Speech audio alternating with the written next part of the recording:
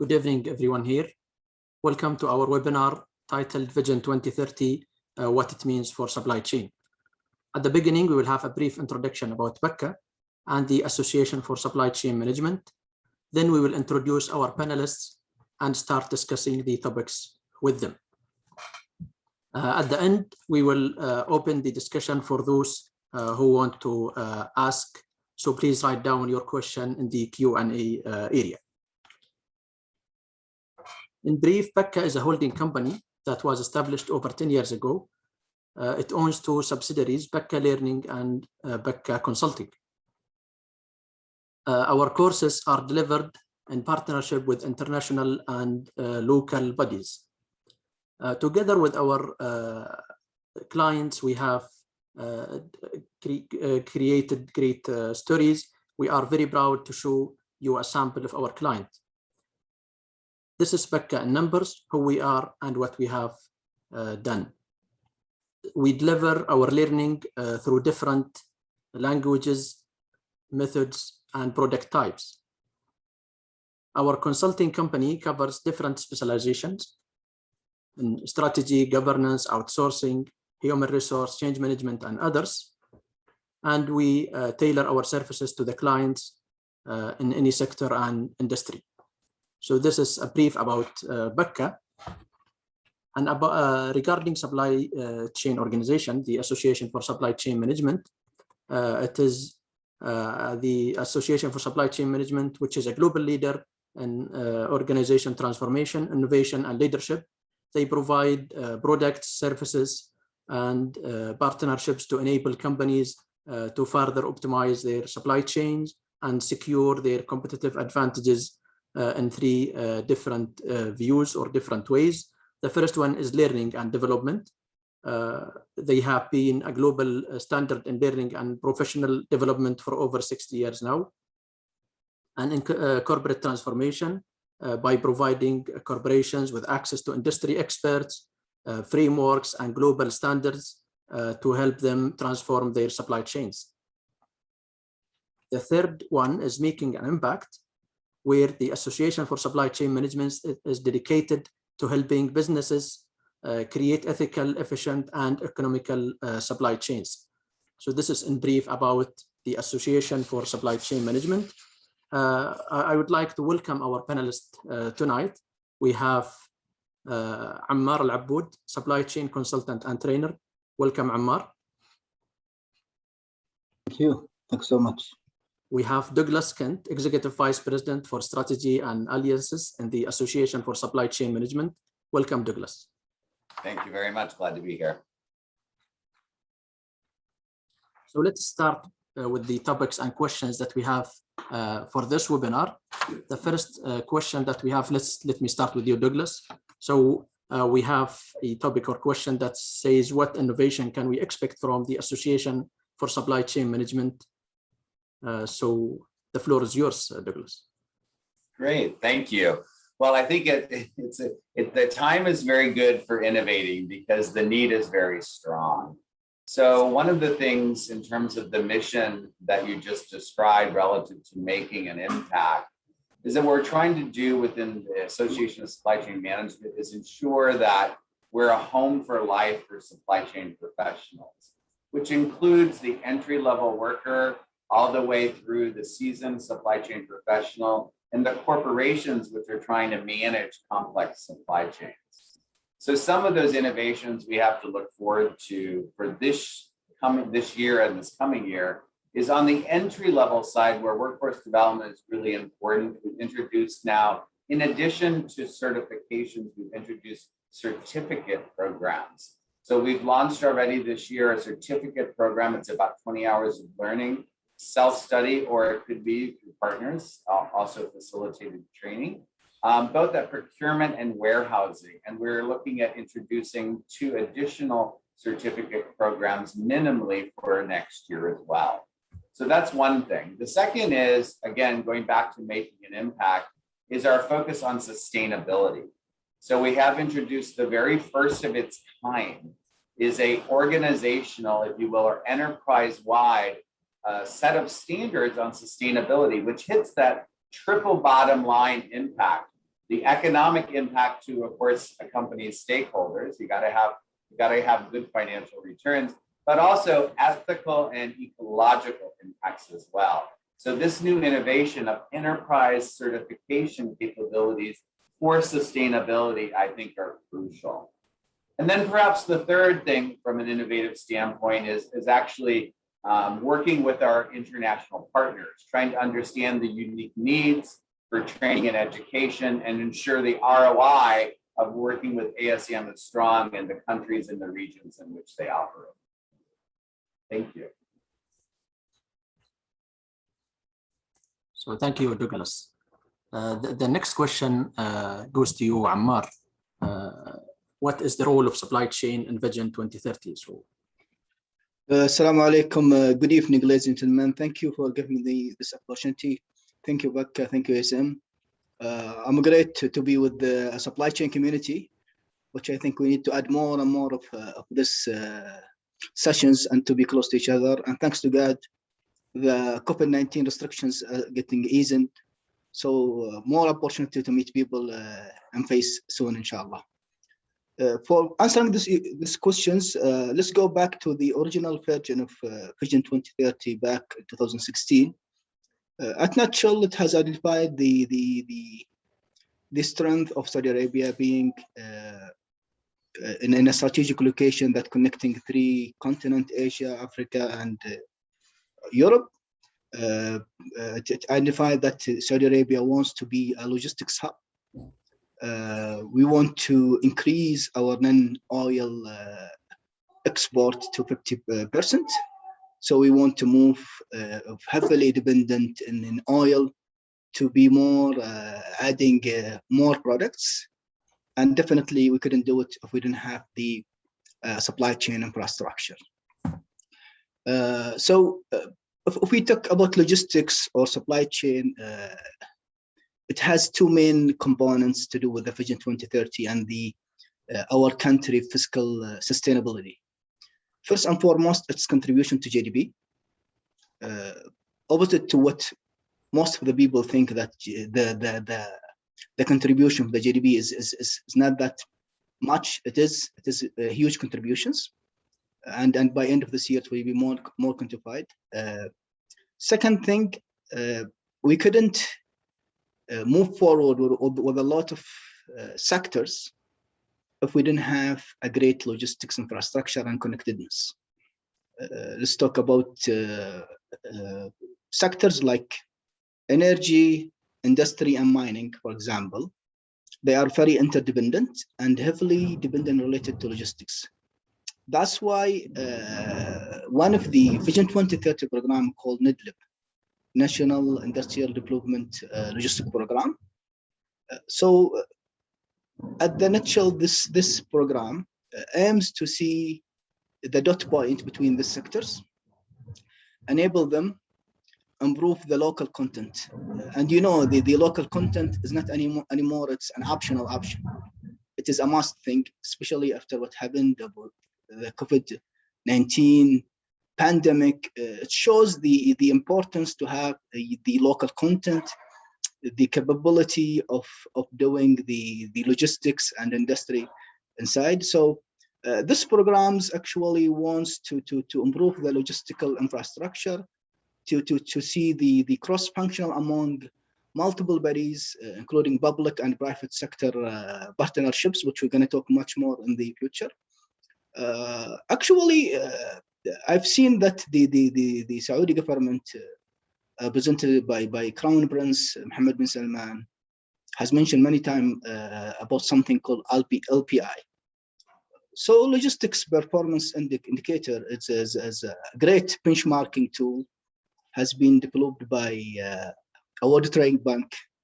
It's actually what does is just measure how mature in the country in multiple aspects, in its customs, efficiency, clearance, how automated is it, how complicated it is. Then talk about the logistical infrastructures, ports, air freight, and so on and so forth. It talks about the tracking and tracing. It talks about the easiness of arrangement, the shipment, and many aspects of the country show you like MRI about how you're doing with the logistics. Currently, our ranking is around 55. If you go to the Vision 2030, we're aiming only to be in the 25th. But if we talk more about the updated version of the logistics and the transport strategy, no, not anymore. We want to be at the top ranking, which is much more challenging. So this is about the vision.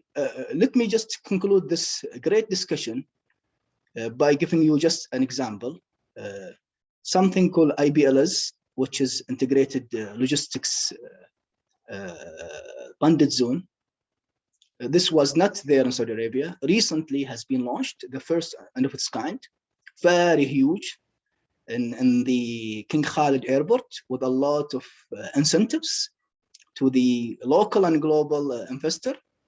Just come and put logistics facilities whereby it would add more what we call connected. It means as soon as the air freight cargo landed in the airport, we will have a logistics facility, could do you break bulk, repackaging, relabeling, and then it connected not far away to the dry port in Riyadh, and then we have a rail connected to Dammam.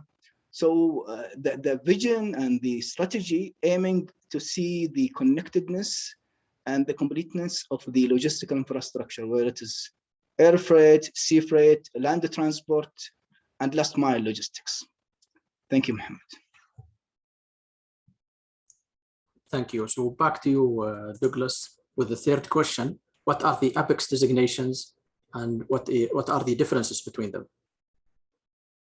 Yes, and I think this will actually relate back to Ammar's discussion point, because when you take a look at creating a vision for infrastructure growth or maturity in the logistics area, that aspiration has to be coupled with having the talent to do it, right? So we can build infrastructure, but if we don't have the workforce capacity with the right skill sets, then perhaps we won't have achieved what we aspired to. So that's really why we focus on these designations. Our certified supply chain designation, the CSCP, is probably the one that we would position as the most mature. It's quite broad. It covers most of the plan, source, make, deliver, return elements of a supply chain. So it's broad in its focus. Our CPIM, which is focused on planning and inventory management, is different than the supply chain professional because it's a little bit more specific around planning, and it just got renamed, in fact, focusing on planning and key aspects like inventory management. And the CLTD, which is going to be critical to the mission that Ammar just mentioned, which is really focusing on being certified in terms of logistics, transportation, and distribution. So these designations are important to any mission for increasing maturity and supply chain capabilities within a region, within a company, within a country, right? But also to the individual, it's very important. And we've done a lot of work in tracking what is the individualized benefit associated with the achievement of these designations.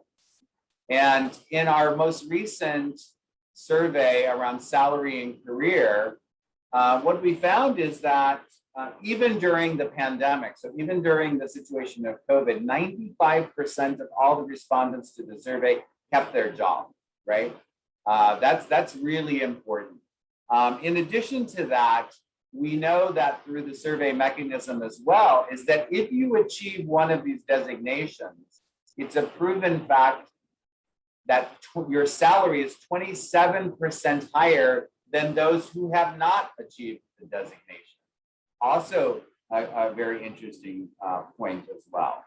So and we could go on with things like also those who have designations are more attractive to those who are hiring, and therefore the speed in their job placement is also higher.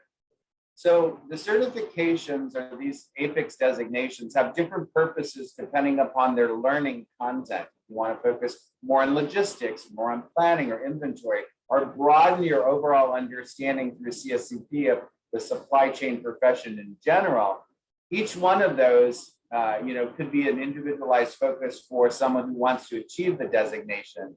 What's 100% clear is this is important to achieve any scalable mission of increasing maturity, and it drives really strong individualized benefits in terms of salary, job placement, and even happiness in your role. Thanks, Mohammed.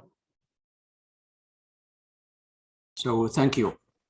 Back to you, Ammar, again. What is the pathway of establishing Saudi Arabia to be a global logistic hub? This is really a great question. One aspect I would second Mr. Douglas when he mentioned about the human capital. As far as you know, Muhammad, and the audience is, there's shortage of talent in all sectors and in supply chain by all levels. Today, you could see that there is a huge challenge of heavy driver availability in UK with all biggest issues. There is shortage of mid-career level supply chain people, and there is a shortage as well of the qualified, experienced logistics people. So what we need to do actually is moving forward and making it more convenient, because people looking to fully fledged services. And let me give you an example out of the COVID-19. Actually, as all of you know, the cold chain solutions is immature in Saudi Arabia.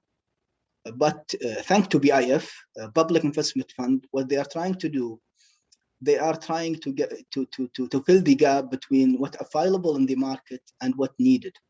So they established long back time, 10 years ago, a company called NOPCO. NOPCO is National Unified Procurement Company.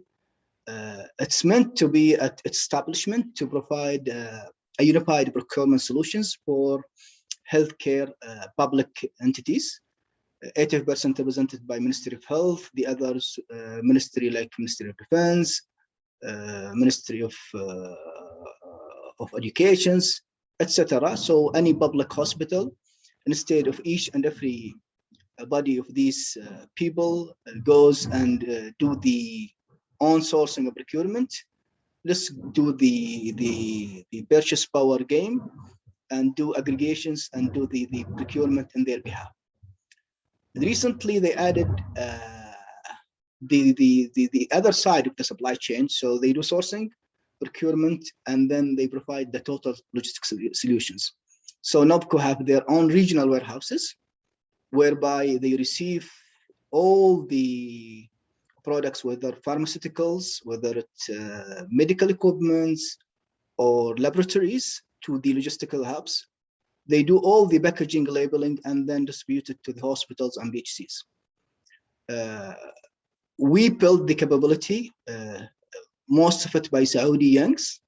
They do all the whole value chain solutions. So we hit by the pandemic, and we have a great company can handle it. And then let's go to the board side, which is first to middle mile solutions, which is the other arm of Saudi Airlines, Saudi Logistic Company.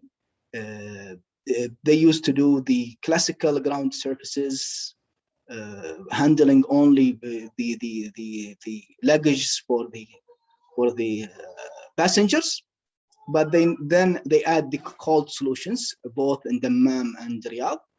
So they integrated very well with NOPCO to handle huge shipments from all across the globe to fulfill the need of us, me and you. We didn't feel the shortage as other countries. I think because we have the cold chain solutions. Thanks to all the people working the logistics, starting from the drivers, dispatcher, logistic professional. I think if they are not there, we will not have our foods and medicines during the lockdown. So again, I think Saudi Arabia have much more to do, but it shows the the COVID-19 pandemic period shows the criticality and importance. We start to hear the supply chain as terminology in the media, and the WAS, the official agency for media in Saudi Arabia, they mention supply chain. We start to recognize its importance and the criticality of the material availability, whether it is Panadol or food or other critical components that a human being couldn't live without it. Thank you. Back to you, Mohammed. Thank you, Ammar. So the fifth question is for you, Douglas. Do I have to be an ASCM member to pursue a certification? And also, what well, are you the don't have to be, membership? you should be, right? So there's a lot of benefits that come with it, but maybe just referring back to Ammar's success story around cold chain. One of the benefits of being an ASCM member is that you're part of a community, right? And you're connected with people who likely suffer the same problems that you do, and maybe have found best practices to resolve those. Perhaps you're able to connect to a community that has different member types, right? People who are doing one aspect of the supply chain versus another, but we know that this is the supply chain network, so it's interconnected, right? So the ASCM membership, I think in particular, I would stress, provides this opportunity to have community. It provides the opportunity to access additional learning, which are member-only benefits, and we're increasing those into what we call micro-learning topics. And these topics will be coming to the membership availability starting in 2022. It does reduce, being a member does reduce the cost of your certificates. That's, of course, also an important aspect. So you don't have to be a member, but being a member has a lot of benefits. Not the least, of course, is the ability to do networking and training and things of that sort, so that you get exposure, right? You get exposure to, again, best practices. You get exposure to other industry sectors. Maybe you're in cold chain for perishable foods, but now you want to transition into cold chain as it relates to, global health and medicine deliveries, et cetera. You get the opportunity to have that community aspect. And I think if you ask our members, they would double stress to say, access to thought leadership, these micro learnings, access to community, they far outweigh the pure benefit, which of course is a discount associated with certification. Thanks, Mohammed. Thank you. So back to you, Ammar. Samia and Bahri agreement to support defense logistic localization. This was something that we heard of. So please shed light on this agreement. Again, SAMI is one of the PIF, Public Investment Fund company. It's meant to do the manufacturing and the reassembly of our military. As Crown Prince has mentioned multiple times through media, we spent hundreds of millions, if not billions, in the military. It has been forgotten, so now it is at the radar of the government. So what we need to do the local content, do most of the localizations of the productions, and you couldn't do this well if you didn't have a great logistics partner. Again, here the beauty. Bahri has been known for a long time ago as freight forwarder and oil tanker, but at the last decade they invest heavily in the JVs with international and local. So they have shifted their company from being just a freight forwarder to door-to-door logistics service provider, which means you don't need to worry about your shipments. We'll do everything to you from first mile to the last mile. First mile from China, bringing it through shipments, then maybe store it for a while, repack it, relabel it, and until reach to the final consumer. So this agreement actually to bring two great local companies together. They have a common interest of localizations. One of them may be the local of the manufacturing, and the other localization of logistics. So they partner together to be in a better positions. So Bahri will take the lead of all the logistics operation on behalf of SAMI. They did it already for Ministry of Interior and other governmental bodies successfully. And this sort of agreement, actually, I think it is really beneficial. It's really good. It is a good example of what have we learned in ABEX, the strategic alliance. It could be done at the governmental level. And I think this is one of the successful partnerships. It would add value to both companies. Thank you. Thank you, Ammar. So back to you, Douglas. Who is the CSCP certification intended for? You. No. It's intended, it kind of goes back to Ammar's earlier comment, right? This is it's really the pinnacle of our certifications, but it's meant to address what Ammar mentioned earlier, which is we really don't have the human capital at the middle level of management, right? The management layer that have already proven themselves as a supply chain professional, but perhaps only on one discipline. Now we're looking to grow this talent to a level where they can take on a greater leadership role. So the CSCP really does focus on providing that individual certification that gives them necessary skill sets, which are more strategic in nature.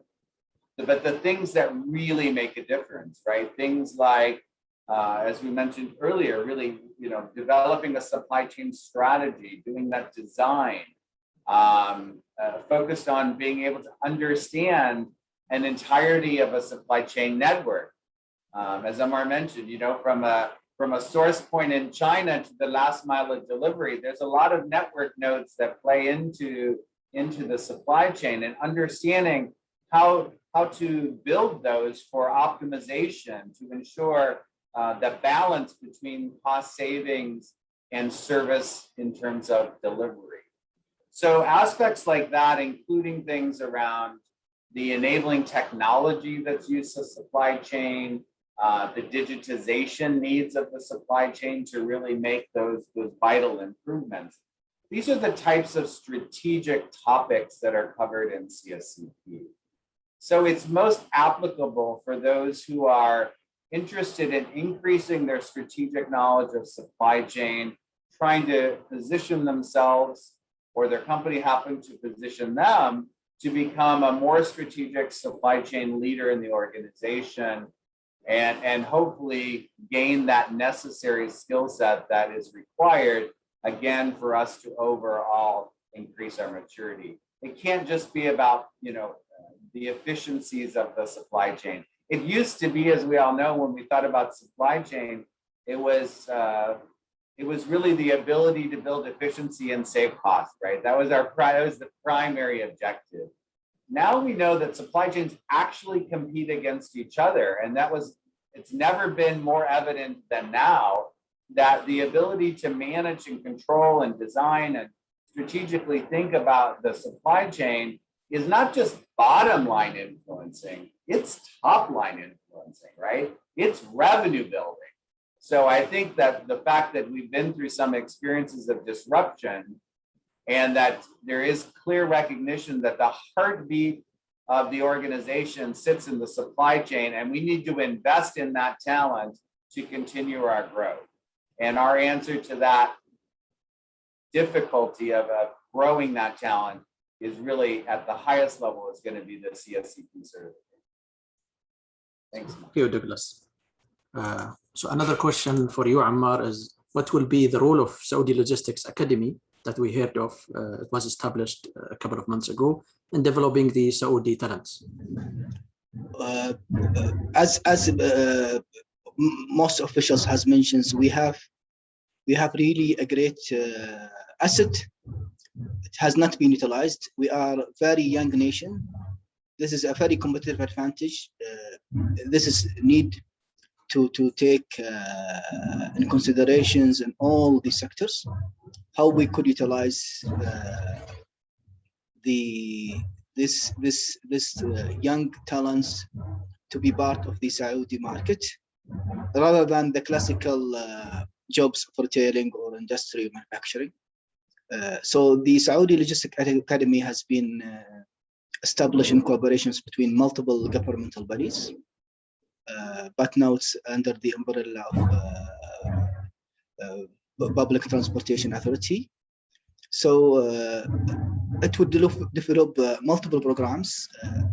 It's meant to do hands-on training, which is, I think, we missed in Saudi Arabia, targeting the secondary school, fresh, they didn't join university, they didn't join any college, we provide them with the fundamentals of English and logistics, and then give them OGT, which I think a concept we need to develop and inherit in our education system, which means on-job training. Give the training in one of the companies. As you've seen in the media, they have been already signing with multiple companies, and we hope much more come in the future in multiple aspects. Let's say about last mile logistics and postal services, freight forwarding, land transportations, warehousing, customer services, planning. And I talked to the CEO of the academy just before we joined this 2 weeks ago, and he mentioned there are more to come. And I think I already passed this information to the Saudi Academy. Hopefully we will have something to do with digital supply chain. I would seconded Douglas. The digital supply chain is the future, because if we go to the fundamentals of the supply chain, we talk about the flow, 3 main flows in supply chain, which is material and services. The second one is the cash, and the most important one, the flow of informations. So if we didn't have the information captured, analyzed, and utilized to take the actionable side and move to evidence-based decisions, we couldn't have a successful supply chain. We hope to have a digital supply chain program. There are very few all across the globe, and hopefully Saudi Logistics Academy would be one of the leader in providing such programs, because I think nowadays it's good to have the logistics background, but if you are seconded with the skill or degree in the data analysis or AI, it would be very, very value added to your organizations, whether it's government, semi-government, or private sector. You would be surprised that public sectors now taking a drastic move towards digitalizations, RPAs, which means automations, the process, the manual repetitive processes.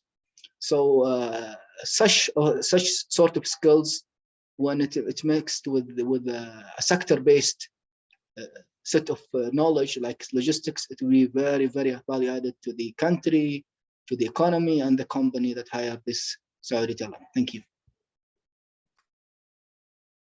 Thank you, Ammar. So back to you, Douglas. How are ABEC certifications exams scored? I think this is one of the most questions that are asked. Well, wouldn't everybody like to know the secret answer to that, right? So the APEX exams are no different than other professional examination methodologies. It's a highly advanced scoring system. It consists of a block of questions. Not every certainly no examination is like the other. So these questions are awarded degrees of difficulty, and there's randomization that plays a role in this, and et cetera. And there's no specific, pass rate in terms of the number of questions. But what I can tell you is that this is the levels of controls that sit behind the exam have been proven. We've been delivering certifications for well over 50 years. And we use the same rigor in the development of that.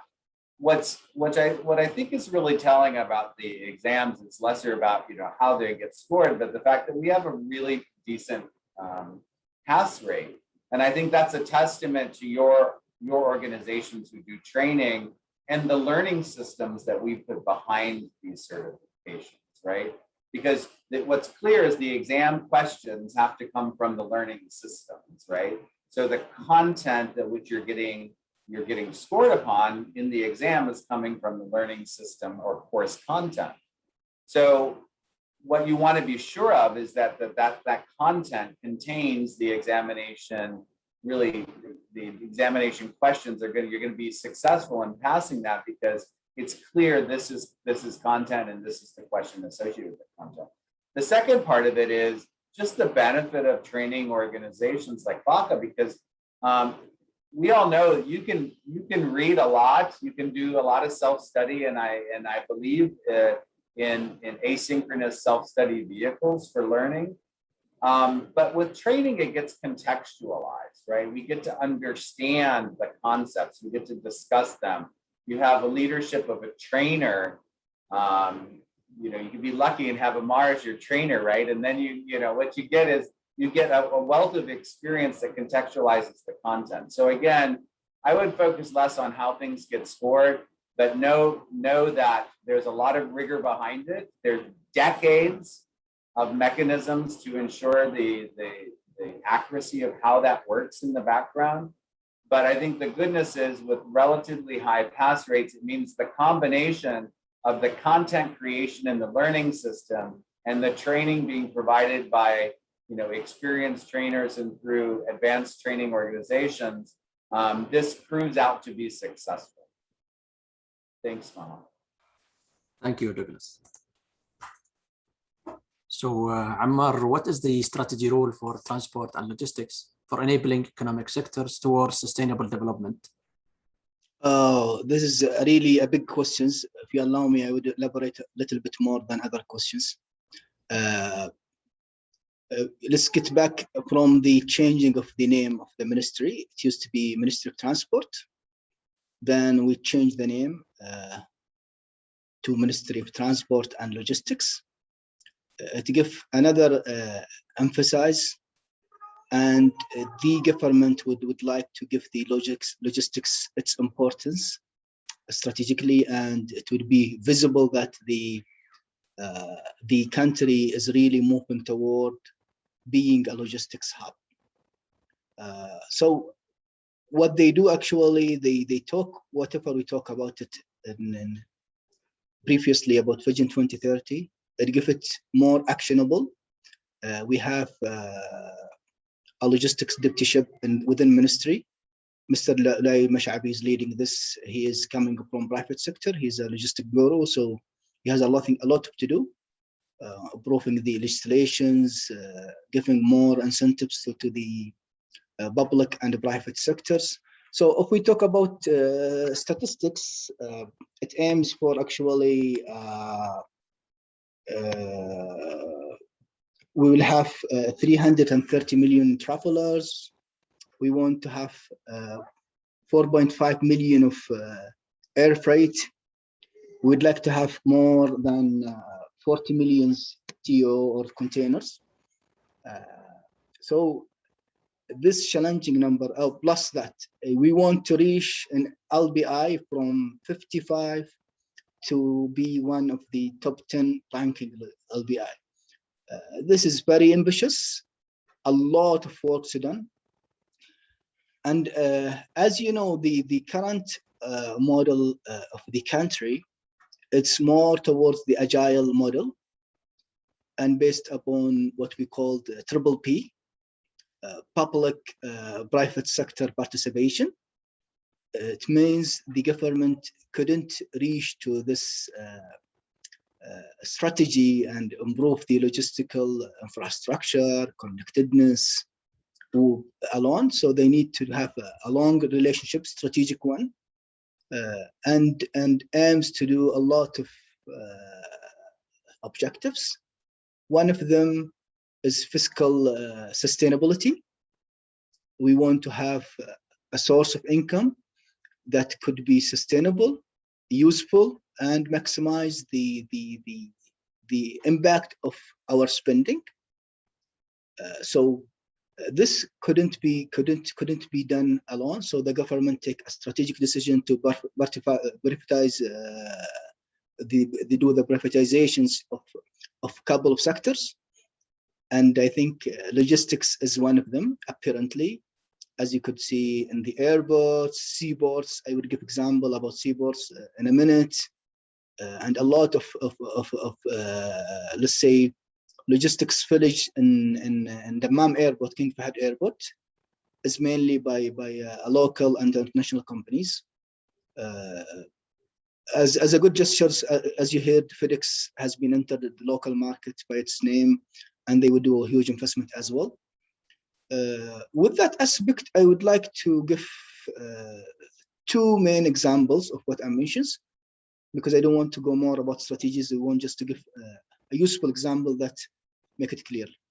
You've just heard about the new Saudi post laws.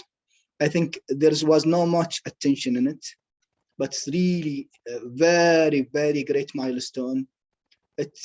In this law, actually, it focuses on new trends of business. There was progressions in e-commerce and logistics solutions as well that we didn't have before. I've just visited recently Nana, which is a huge a retailer app store, regular one. It used to get your groceries from a supermarket like Carrefour, Panda, etc. Now they have their own dark store.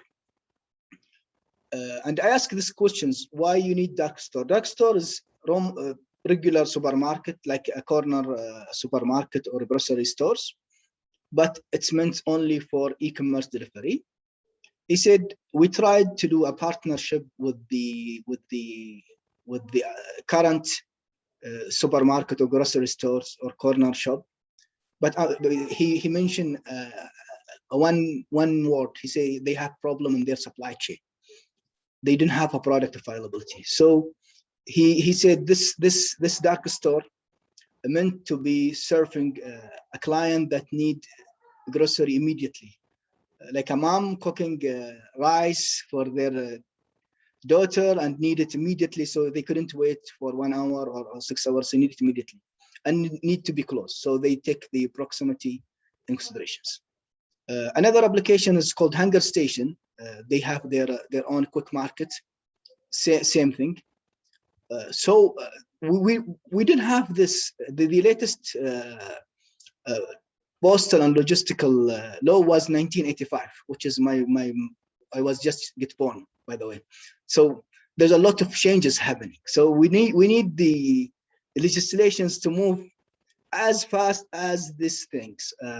Another example of a new trend in the business, what we call the cloud kitchen. Cloud kitchen is nothing just like any regular restaurants or kebab shops or shawarma shop, but it meant again to fulfill only e-commerce through application like Hunger Station, Jahez, Marsul, Uber Eats, etc. We used to have like any restaurant, but we didn't have this sort of business. We have now what we call micro fulfillment center.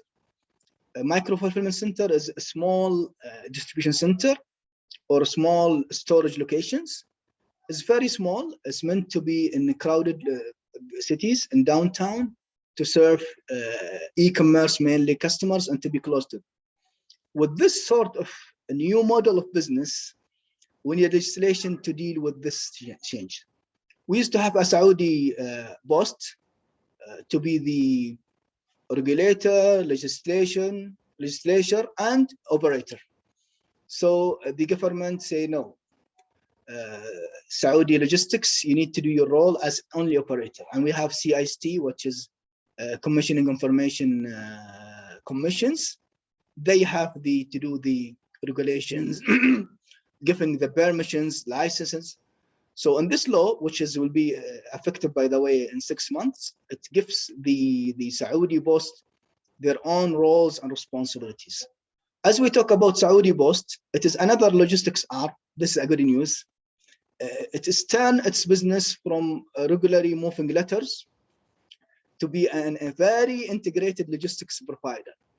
They will have a sorting center similar to Amazon. They will have upgrade their centers. They changed their name from Saudi Post to Subul, which means Saudi Logistics Post. So they will have more value added solutions, similar to what we have talked earlier about value added services. Means you have a big shipment, you need to break it in a small amount to reach to me and you in a small amount.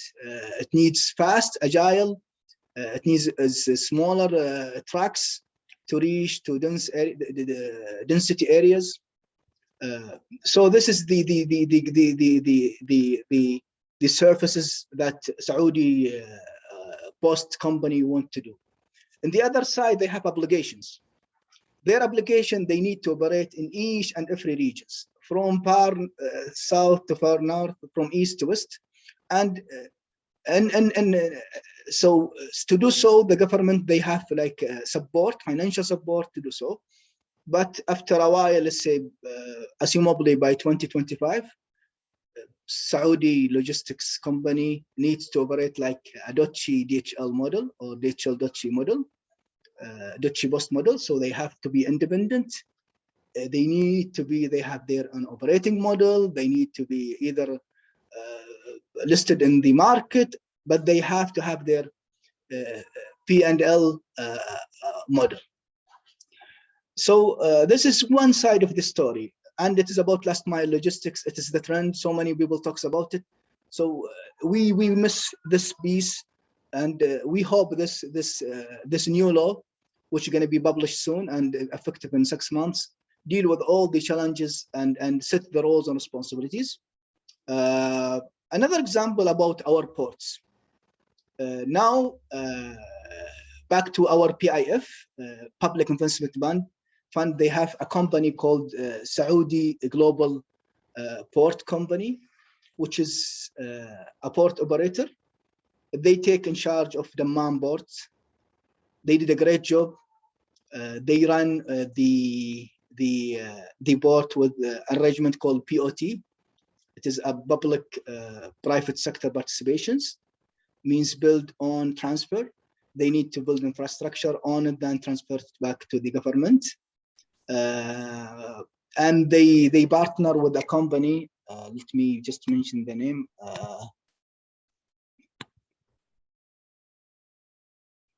Yes, BSA, which is a very well-known, it's a leading Singaporean locations. They are running in more than 50 locations. They have really huge experience. They bring all this experience and knowledge to Saudi.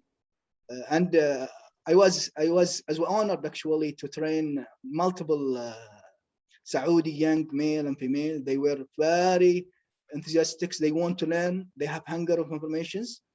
And I just talked to the management and they say that they're doing great of running the whole port. Actually, the efficiency increased. The expectation has been high. And talking about from East Coast Dammam to West Coast Jeddah, we have an agreement with our partner in UAE, Dubai port. They are running the Jeddah port. And definitely by high, we maximize the efficiency, we reduce the waste, and getting better service because it's running in a private sector mode.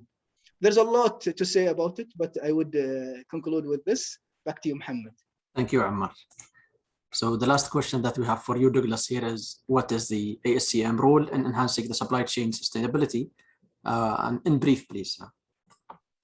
Yeah, so I think I mentioned it earlier. The primary role is that we recognize that for most organizations, sustainability was aspirational as opposed to truly operationalized into the supply chain.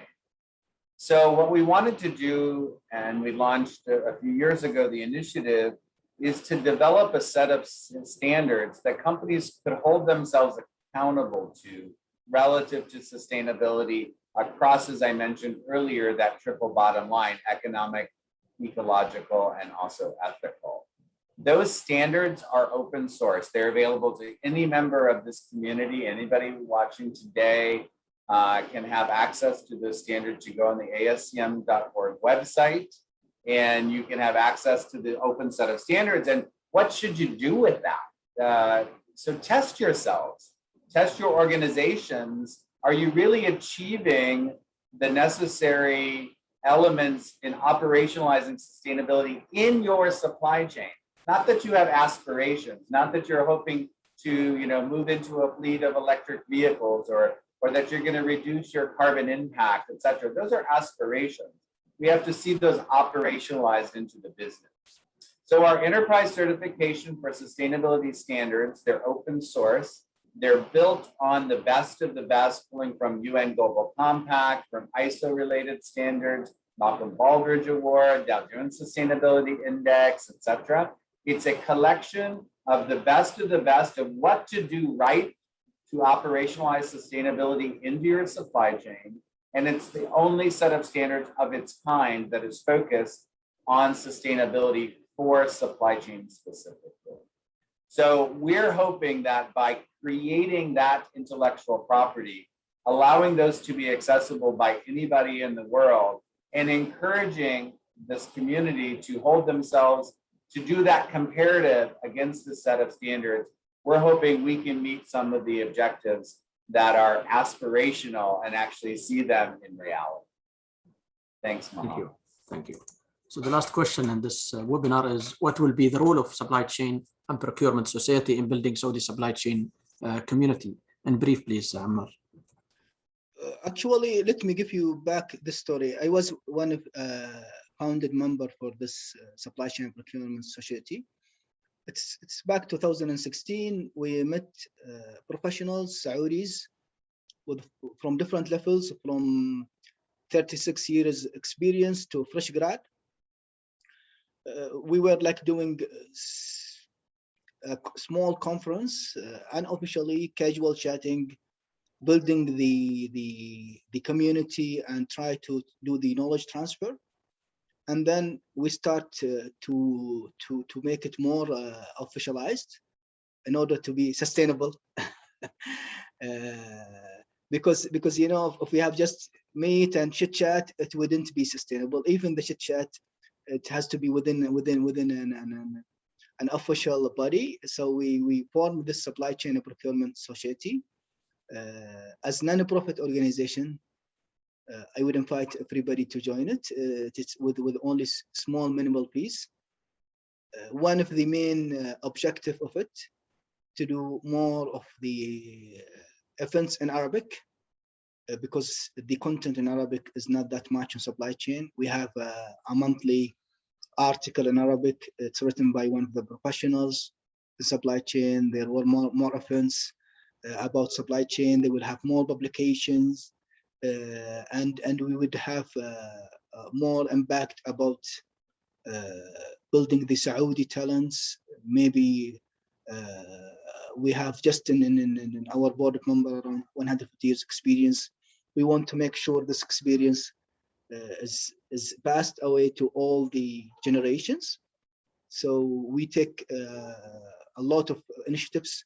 Unfortunately, we were hit by Corona. Now the life is much more easier. More events will come in place, more publications. It's meant to serve the Saudi young male and female, and make sure that our experienced gentlemen like Mr. Abdullah Tassam, Dr. Abdulaziz Al-Buti, who are the pioneer. They have founded Sabiq, Aramco, and they have a lot of supply chain build up from scratch.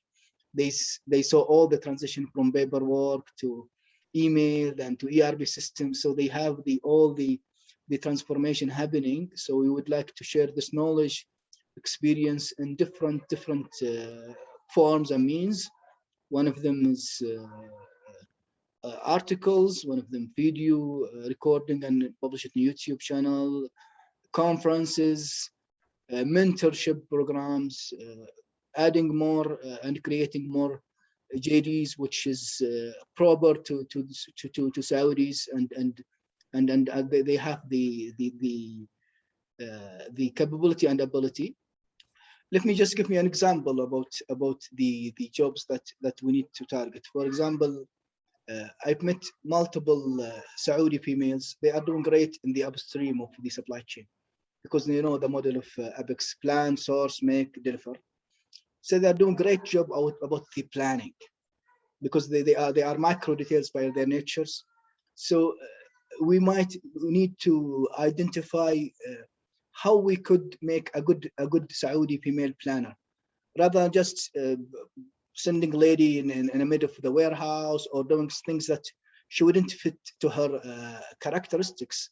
So if we advance, if we develop jobs to do with the planning, especially with this disruptions that we are in today, it is a must to have a good planning in order to have a good supply chain, in order to deliver your product and service to your customer. And thank you, and back to you, Mohammed.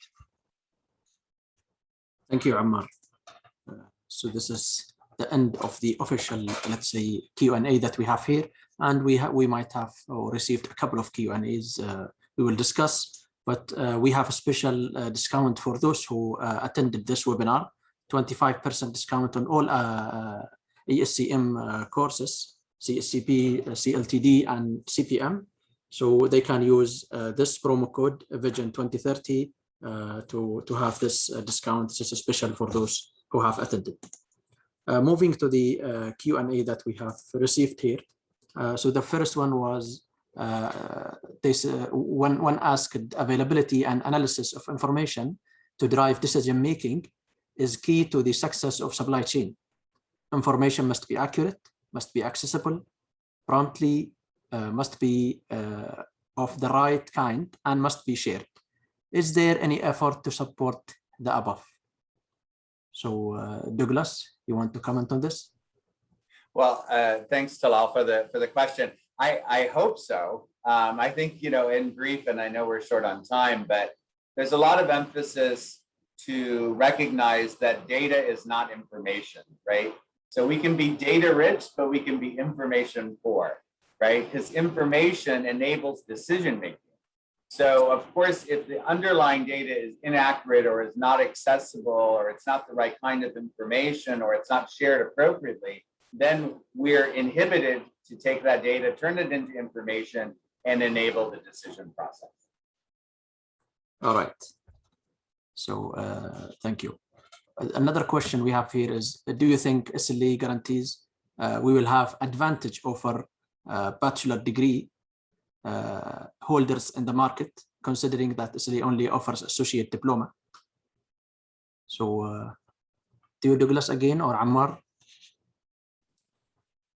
I'll lend one perspective. I think that it's really being challenged, that the value of specific certifications and learnings from places like SLA, for example, may in fact directly compete with a broader bachelor's degree program in terms of salary and in terms of career progression. I think we're seeing those come a lot closer together. All right, so we have another question here. Would any of the gentlemen here explain briefly what is going in the globalization of supply chain? So Ammar, if you want to comment on this. Yeah, again, the global supply chain has been in disruptions by COVID-19, and the supply chain tend to be longer, more globalized. Country like USA and Japan, which is considered to be a developed country, they are addicted to outsource their manufacturing to China. So they are heavily dependent in China. So there is a say that if China has a little bit issue in their health, there will be like almost catastrophe down in the globe. It is China's like big manufacturing for the whole globe. Any disruptions or issues in China or its logistics network like ports, it will impact the world. Along with the shipping issues and challenges, we have much more demand than the supply. in terms of containers, in terms of labors, in terms of materials, in terms of raw materials, because people tend to not to buy things. Unfortunately, not all the people will enjoy their Christmas tree this year. We hope all the people, but I'm not sure. If you've seen this picture in one of the Dunkin' Donuts story, they mentioned there's an issue in supply chain. So even the end retailer is knowing it is a wider range. So what we need to do now to get back to our supply chain and try to convert it to a value chain, to see what we can do in our country with local content, at least insourcing or onshoring, which is make it closer to you. Now, as efficiency important, there is a huge need for your resilience, flexibility in supply chain, plan B. What pandemic shows clearly that we don't have plan B. If we have any issues in any of the supply chain nodes, it will impact our end customers badly. You've seen the queues in a fuel station in UK. You've seen a busy port with a lot of containers. So it is like a sequence of events impacting each other. It shows the criticality and importance of supply chain integrity. Back to Muhammad. Okay, thank you. So I have one question here. When is the nearest CSCP course? I think there is a course in mid of November, so it's available on Bakkah.com. The next question that we have here is, does ABEX CSCP covers subjects such as blockchain and artificial intelligence? Douglas, what do you think? Yes, and not just CSCP. So we have micro learnings on these topics. We're doing webinar on these topics. And in addition to that, it's heavily featured and will continue to be heavily featured in the new score model release, right? Which is being, the technical teams have been launched this week. And the new score model release, which will take advantage of furthering the thoughts around key concepts like blockchain, AI, etc., is due to be released in June of 2022. So if anybody has a desire to be part of that extended technical team for the development of that and ensuring that these best practices are well represented with the model, please feel free to get in touch with myself and we'll get you aligned to one of the technical teams, loosely oriented around plan, source, make, deliver, return, as we've discussed, as well as product development, customer connectivity, and also to some degree around sustainability as well. Thank you. Here is a question. I'm planning to take CSCP exam soon. Is there any sources to prepare and take a pre-test exam? Yes, it's available on Bakkah.com. The training and the package and also the simulations and pre-test. You can refer to Bakkah.com and you can see the supply chain course and the details available there. We have another question here to you, Ammar. How to gain experience in logistics and supply chain field as a student, and which jobs give the most valuable experience in logistics and supply chain for students? I have a newcomer here. My daughter is coming to join us. Hi. Actually, you could gain experience by just being maybe a driver in apps like Jahez or Hunger Station. It gives you a great opportunity to learn and grab the informations. I would highly recommend being part of a global or local community like Supply Chain and Procurement Society. It will give you the connections you need to work on your building network. You could volunteer in a logistics company like Saudi Port Authority, Saudi Post, or Ministry of Transportations, DHL. They have their own social responsibility department dealing with this. I would just add one more thing to what you say, Muhammad and Douglas, about ABEX. Part of my preparations actually for ABEX when I did the exam back, it's just going to ABEX YouTube channel. It is very rich of YouTube videos with a very, very good SMEs. This helped me a lot and big time because ABEX exam does not mention how can you recall the information. It's measured about your comprehensive understanding. So you need to read, interact, knows what's going on, because definitely the questions, it will be scenario based and reflect what's going on currently.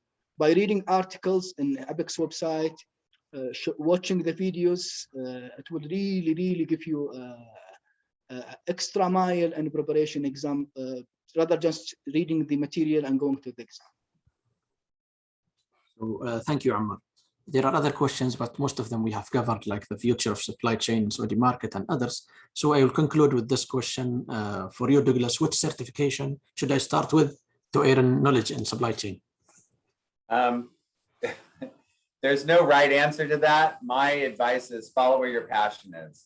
So if you want the broadness of the supply chain, take the CSCP. If you have an interest in planning methodologies, demand planning, supply planning, S&OP, inventory management, take CPIM.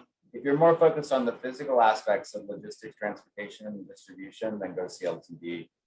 There's no one right answer, but I think the best result is just follow your passion.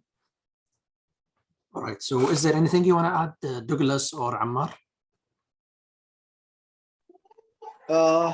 I think there's a lot of opportunities in Saudi market for us as a young to engage, learn more about logistics for the investors. And I think there's a lot to do with the digitalizations about finding the right solution for the last mile logistic dilemma, about integrating the WMS systems or warehouse management systems with the driver and last mile tracking and tracing.